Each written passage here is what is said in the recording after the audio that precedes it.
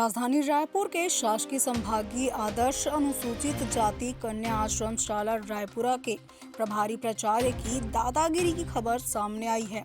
यहां की महिला व्याख्याता पुष्पलता साहू ने कलेक्ट्रेट में शिकायत दर्ज करवाई है कि जब से आभा अग्रवाल प्रभारी प्राचार्य बनी है तब से वो अपनी मनमानी कर रही है।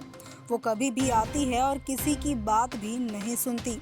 व्याख्याता पुष्पलता साहू ने आगे बताया कि प्रभारी प्राचार्य आभा अग्रवाल ने शिक्षकों के साथ ही बच्चों को भी परेशान कर रखा है। मैं श्रीमती पुष्पलता साहू, मैं व्याख्याता हिंदी संभागीय आदर्श अनुसूचित जाति कन्या आश्रम शाला में पदस्थ हूँ व्याख्याता के रूप में।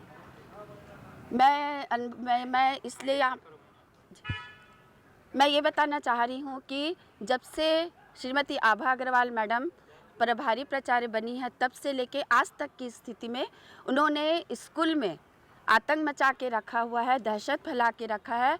उनका कहना यह है कि मैं अधिकारी हूँ, मैं कभी आऊँ कभी जाऊँ, कुछ भी करूँ, चाहे मैं सफ़ेदा लगा के दस्तखत करूँ, आप लोग कोई मेरा विरोध नहीं करोगे, संस्था के लोग।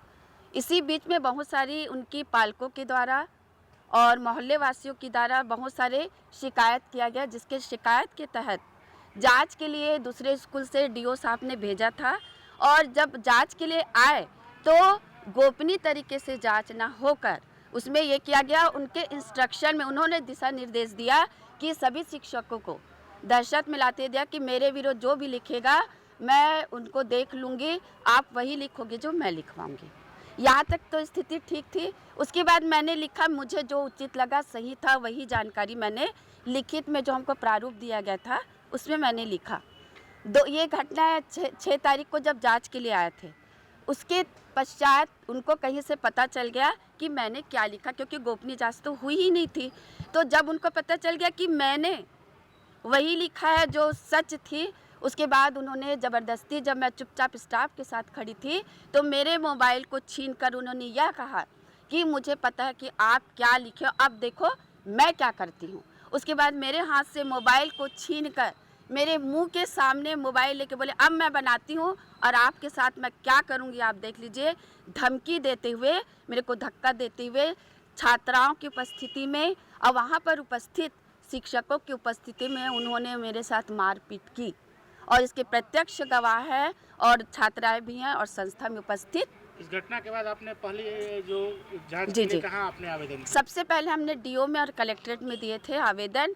और चूँकि उसके बाद भी मैं यहाँ आज इसलिए आप लोग के समक्ष खड़ी हुई हूँ, उस घटना के पश्चात कोई भी अधिकारी जांच के लिए नहीं आया। कोई भी। क्या आपकी मांग है? हमारी मांग है कि जो हमने मतलब शिकायत की है उनके खिलाफ, जो दहशत में हमको हर बार कुछ न कुछ वो क्या करती है, स्कूल में नए नए नियम कानून लगाती है और नियम कानून लगाने के बाद अपने अनुसार हमको प्रताड़ित करती है।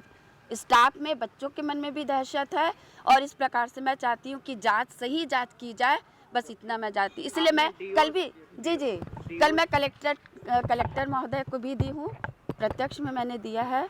और डीओ साहब अभी तक तो फिलहाल की स्थिति में नहीं आए हैं, जांच के लिए उन्होंने कहा कलेक्टर महोदय ने। आवेदन दिया है? जी, आवेदन दिए। तो क्या कुछ उधर आश्वासन? जी, कल ही तो मैंने दिया है। जी, और आज आई हूँ, मैं फिर काम से आई थी।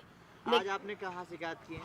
आज मैं फिर यहाँ पता लगाने आई थी कि अभी तक क्यों नहीं आए हैं, इसलिए आई हुई थी मैं। अभी किसी से शिकायत नहीं हुई है? जी नहीं, अभी तो भी दिया गया है फिर से मैं कि क्यों अभी तक नहीं आया है, क्यों जांच के लिए क्यों नहीं आया है, इसलिए मैं यहाँ उपस्थित हुई हूँ। अब आगे देखने वाली बात होगी कि व्याख्याता पुष्पा साहू को कब तक न्याय मिल पाता है और प्रभारी प्राचार्य आभा अग्रवाल पर कब तक कार्रवाई होती है।